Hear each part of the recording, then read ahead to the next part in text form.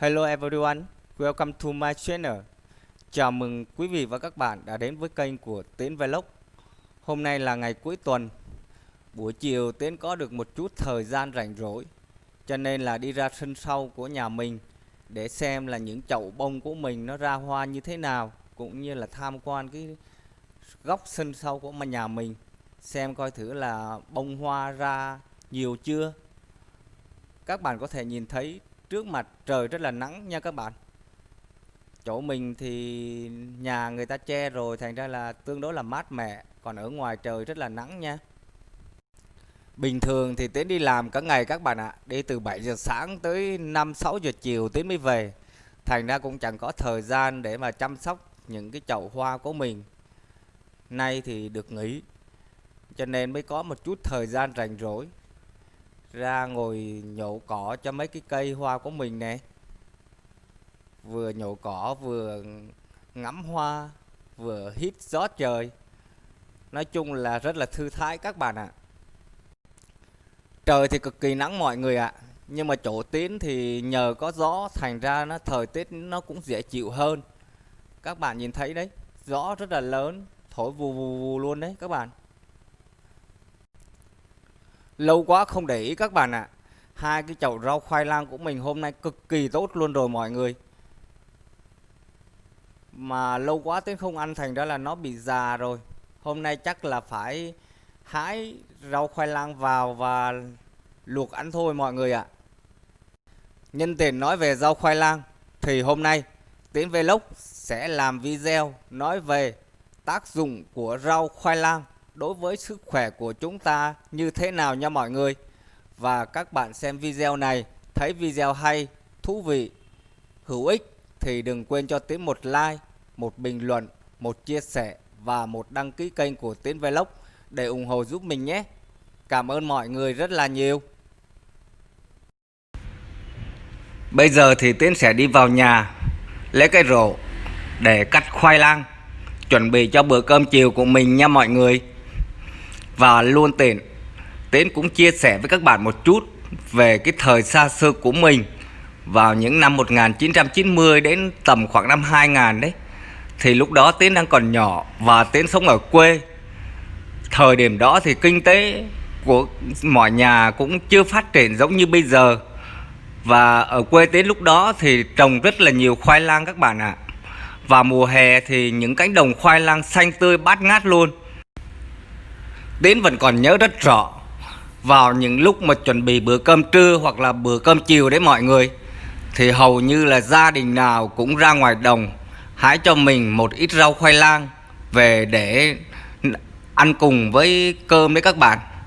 Nhà mình cũng không ngoại lệ. Hồi đó Tiến cũng hay đi hái rau khoai lang về.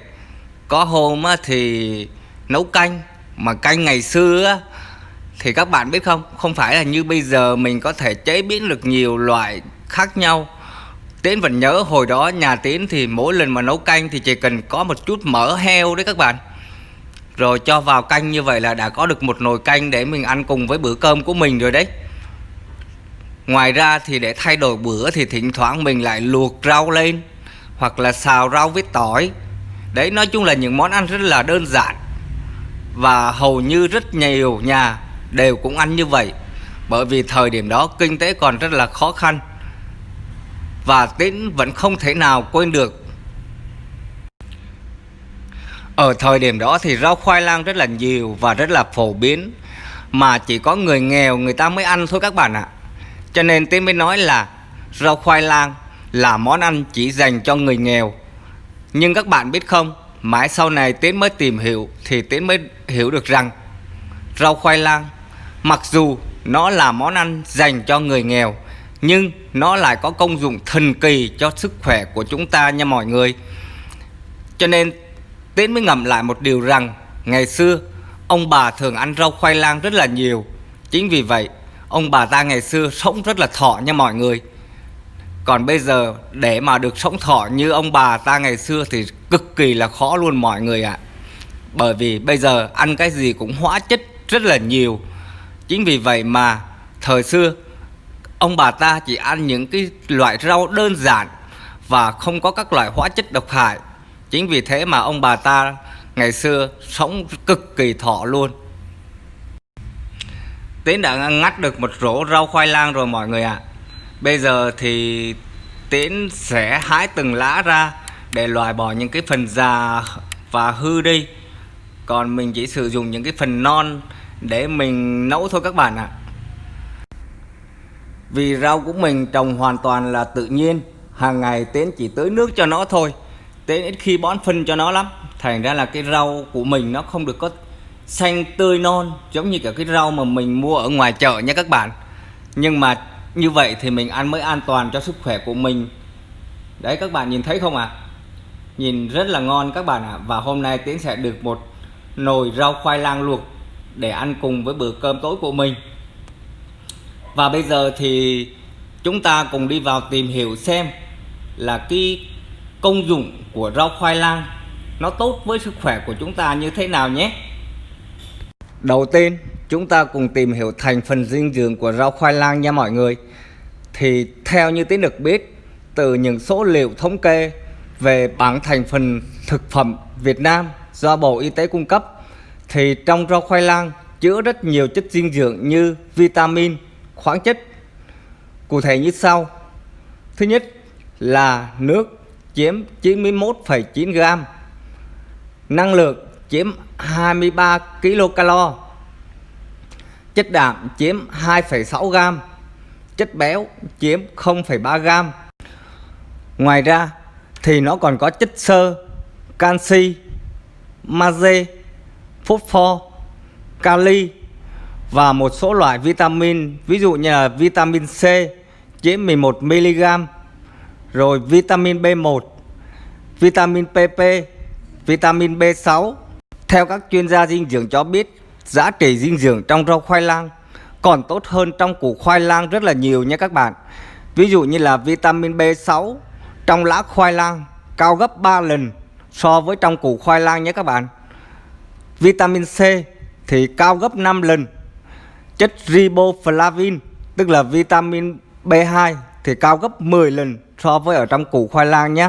Ngoài ra rau khoai lang còn giàu chất diệp lục giúp làm sạch máu, loại bỏ độc tố trong cơ thể nhé các bạn. Trong rau khoai lang còn chứa một loại protein rất là độc đáo, có khả năng chống lại sự oxy hóa trong cơ thể. Bởi vì loại protein này có khoảng 1/3 hoạt tính chống oxy hóa của glutathione, một chất quan trọng trong việc tạo ra các chất chống oxy hóa trong cơ thể nha mọi người. Còn xét theo đông y thì rau khoai lang hay còn gọi là cam thử phiên chữ có tính bình, vị ngọt, không độc, bổ hư tổn, ích khí lực, kền tỳ vị, bổ thần âm. Và không chỉ giàu dưỡng chất mà tác dụng của rau khoai lang đối với sức khỏe cũng không kém gì so với củ khoai lang nha mọi người. Vậy thì rau khoai lang có những tác dụng gì cho sức khỏe của chúng ta? Nếu ăn rau khoai lang thường xuyên, bạn sẽ nhận được nhiều những lợi ích cho sức khỏe. Và sau đây Tiến sẽ giới thiệu đến các bạn một số công dụng của rau khoai lang. Công dụng đầu tiên của rau khoai lang đối với sức khỏe mà Tiến muốn giới thiệu đến với các bạn đó chính là phòng chống bệnh tim mạch, đột quỵ.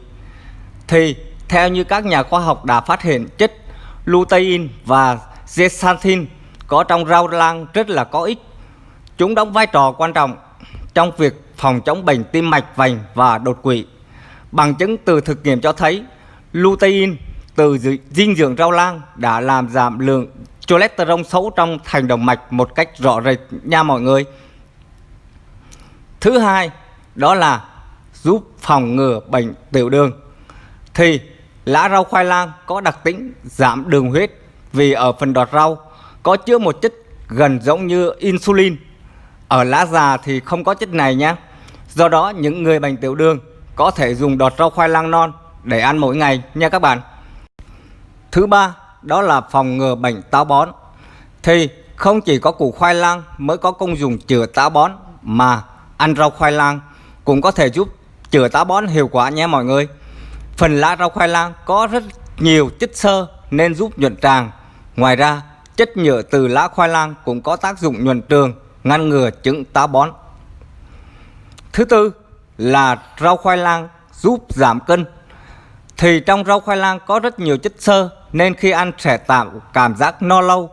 Những người trong giai đoạn ăn kiêng giảm cân có thể ăn rau khoai lang luộc cùng với cơm và cháo thì sẽ có tác dụng giảm cân rất là hiệu quả. Thứ năm đó là chống lại sự oxy hóa trong cơ thể. Thì theo các nghiên cứu cho thấy trong rau khoai lang có chứa một loại protein độc đáo có khả năng chống lại sự oxy hóa đáng kể. Loại protein này có khoảng 1/3 hoạt tính chống oxy hóa của glutathione, một trong những chất quan trọng có vai trò trong việc tạo các chất chống oxy hóa trong cơ thể. Tiếp theo đó là chữa viêm khớp và thấp khớp.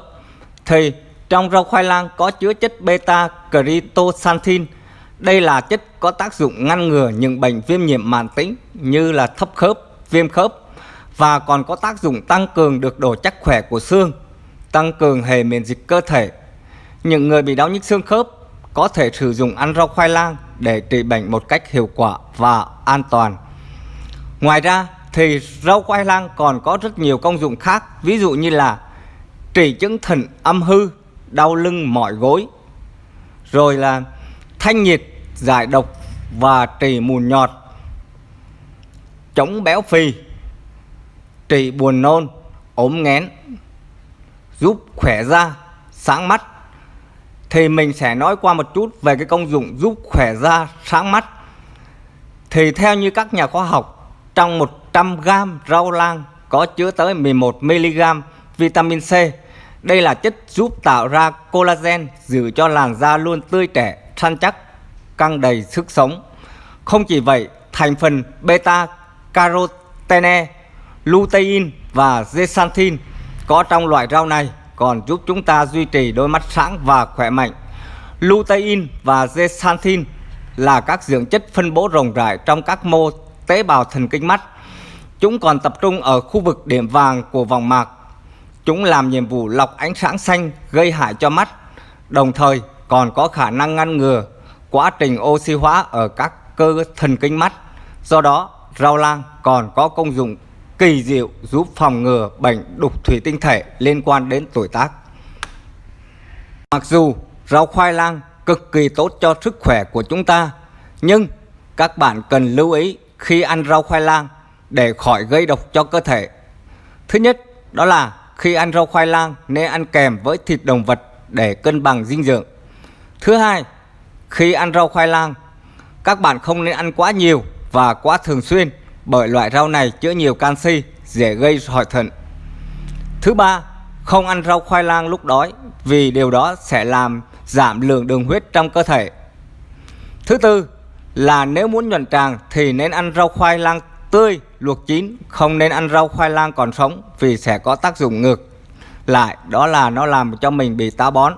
Thì đó là toàn bộ những thông tin về tác dụng cũng như là thành phần dinh dưỡng có trong rau khoai lang mà Tiến Vlog đã tổng hợp lại và gửi đến các bạn.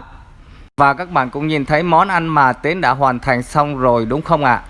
Rất là đơn giản. Rau lang luộc chấm với nước mắm, dầm với trứng gà luộc. Đấy chính là bữa cơm tối của Tiến mà Tiến vừa hoàn thành xong đấy mọi người ạ. Và đó cũng chính là toàn bộ nội dung video của ngày hôm nay mà Tiến muốn chia sẻ đến với tất cả mọi người. Và nếu các bạn xem video này thấy video hay, thú vị, hữu ích đối với các bạn thì các bạn đừng quên cho Tiến một like, một bình luận, một chia sẻ và một đăng ký kênh của Tiến Vlog để ủng hộ giúp mình nhé. Cảm ơn mọi người rất là nhiều. Hẹn gặp lại mọi người ở video tiếp theo.